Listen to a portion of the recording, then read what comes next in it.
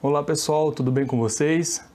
Bom pessoal, recentemente eu postei um vídeo falando um pouco sobre a reabilitação, a importância dos exercícios físicos em indivíduos com a doença de Parkinson. Hoje eu resolvi focar na reabilitação da marcha desses pacientes, tá?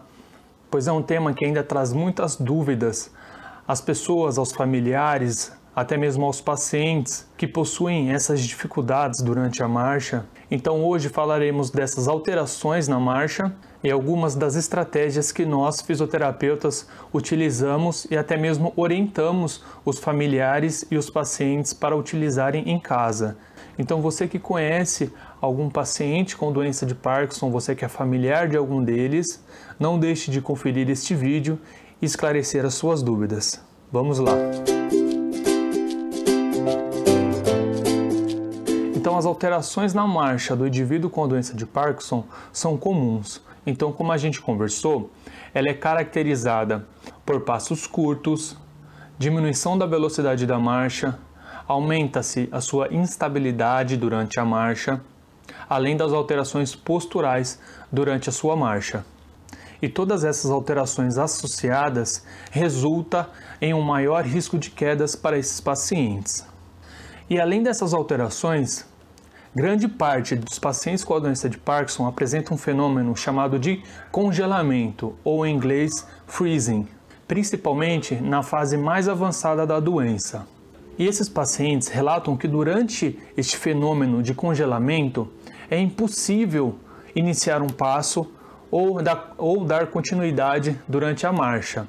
Eles alegam como se tivessem passado cola na sola do seu sapato, e isso faz com que impossibilite a continuidade da marcha ou até mesmo a iniciação da sua marcha. E pessoal, quando isso ocorre, não adianta você forçar a pessoa a andar, não adianta você empurrar a pessoa para ela poder continuar a sua marcha, nada disso vai adiantar.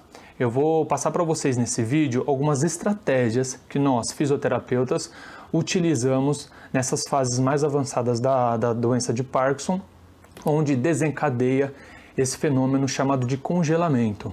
E assim como eu mostrei para vocês um vídeo mostrando bem como é esse fenômeno do congelamento, eu vou mostrar para vocês também nesse vídeo um exemplo de congelamento. Confiram aí.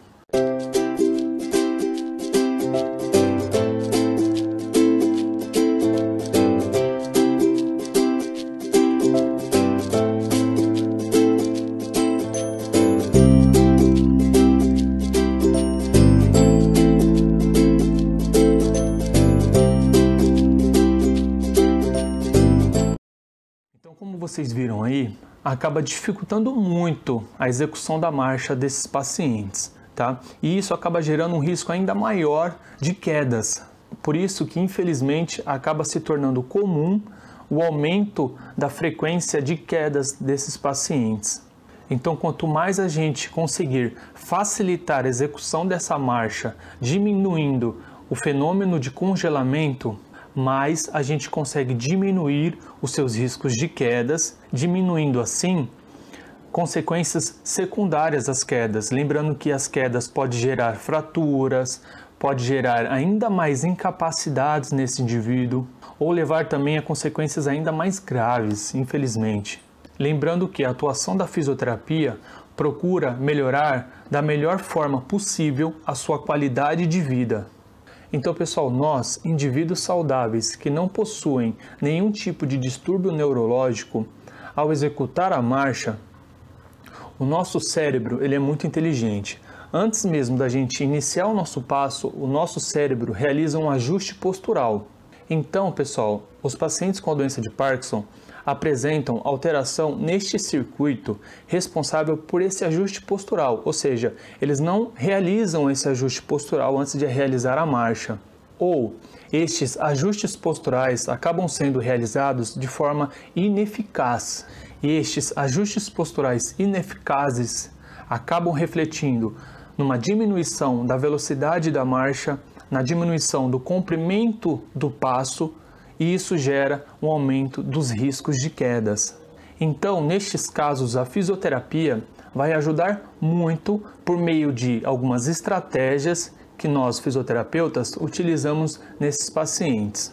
Então estas estratégias que nós fisioterapeutas utilizamos e até mesmo orientamos os familiares e os pacientes são pistas visuais, pistas auditivas e até mesmo alguns recursos tecnológicos. Então, o que seriam as pistas auditivas? Pistas auditivas são compostas por músicas que ajudam o paciente a entrar no ritmo durante a sua marcha. Tem o nosso comando verbal, que ajuda muito o paciente a iniciar ou manter a execução da sua marcha, que é um comando que a gente sempre impõe ao paciente, que é mantenha o passo grande. E uma coisa que a gente utiliza bastante também é o uso do metrônomo, que ajuda o paciente a manter o seu ritmo durante a sua marcha, além de marcar o tempo dentro de um compasso musical. Vou mostrar para vocês uma foto que representa o que é o metrônomo. E outra estratégia, como eu falei para vocês, é a utilização da pista visual. Ela é composta por marcações tanto no chão, quanto na porta, quanto nos degraus, ou naqueles lugares que o paciente apresenta o aumento do seu congelamento. E estas pistas visuais vai ajudar o paciente a destravar.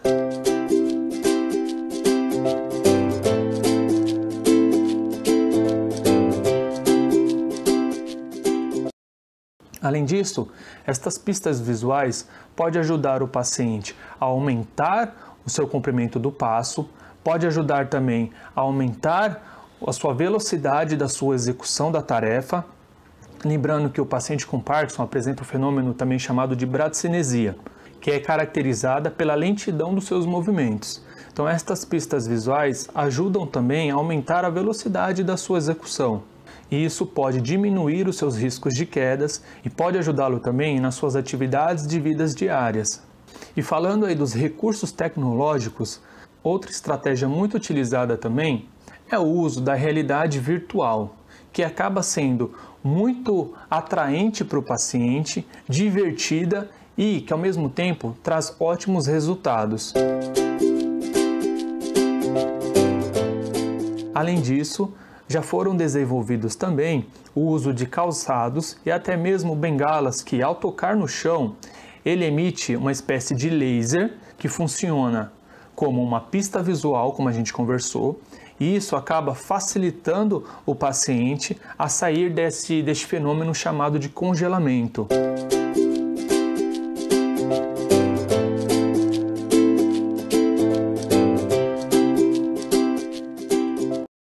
E pessoal, outro tema muito importante de ser trabalhado nesses pacientes é a questão da dupla tarefa.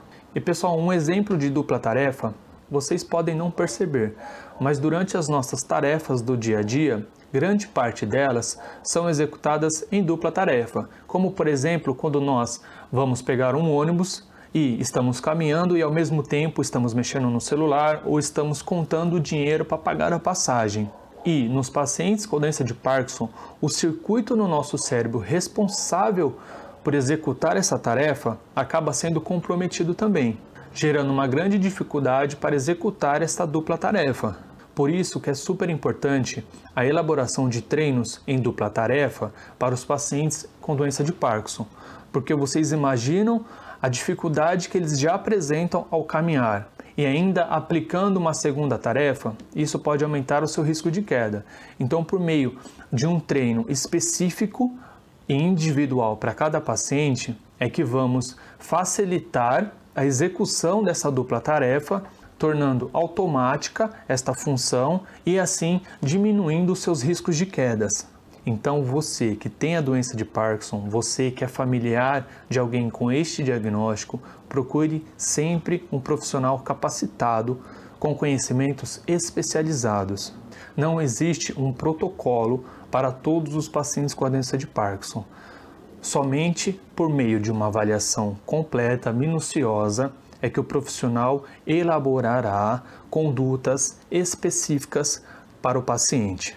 E não esqueçam, você que tem um familiar com um diagnóstico ou você que tem a doença de Parkinson, procure sempre orientações de seu profissional, tá? Para vocês realizarem exercícios em casa, na ausência da fisioterapia. Além disso, procure também profissionais multidisciplinares, tá? Profissionais de outras áreas, como psicólogo, terapeuta ocupacional, tá? Todos eles vão ajudar a retardar a progressão dessa patologia e ajudar também na qualidade de vida e na execução das suas atividades de vidas diárias, diminuindo a questão mais importante, que são os riscos de quedas. As quedas podem trazer consequências muito graves, então é muito válido preveni-las, tá ok?